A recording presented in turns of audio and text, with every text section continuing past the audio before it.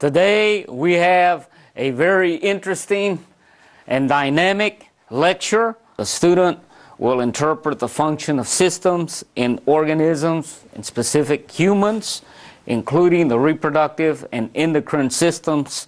And also the student will compare the interrelationships of the reproductive and endocrine systems to one another and to the body as a whole.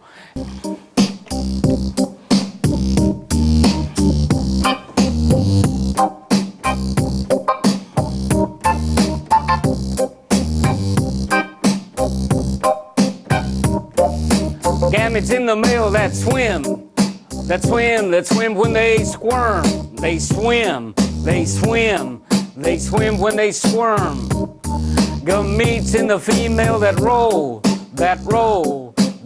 when they flow. They roll when they flow.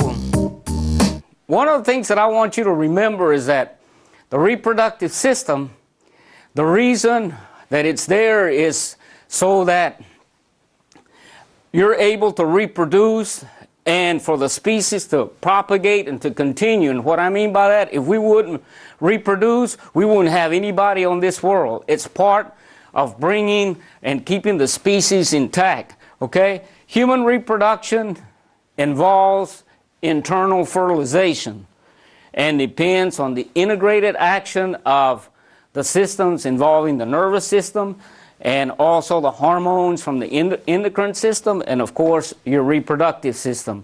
All of that is critical for this process, for the process of reproduction to take place. Now we're dealing with the endocrine system, okay? The hormones that I was talking about and this and that, right here is where they come into play, okay?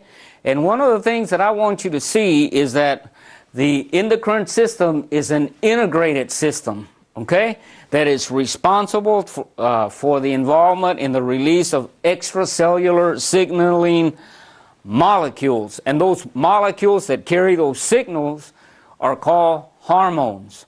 That's the thing that you need to remember. And then the thyroid is a butterfly shape. You can see the thyroid gland right in here. Okay, and it's got a right lobe and a left lobe, and it kind of looks like a little butterfly in here.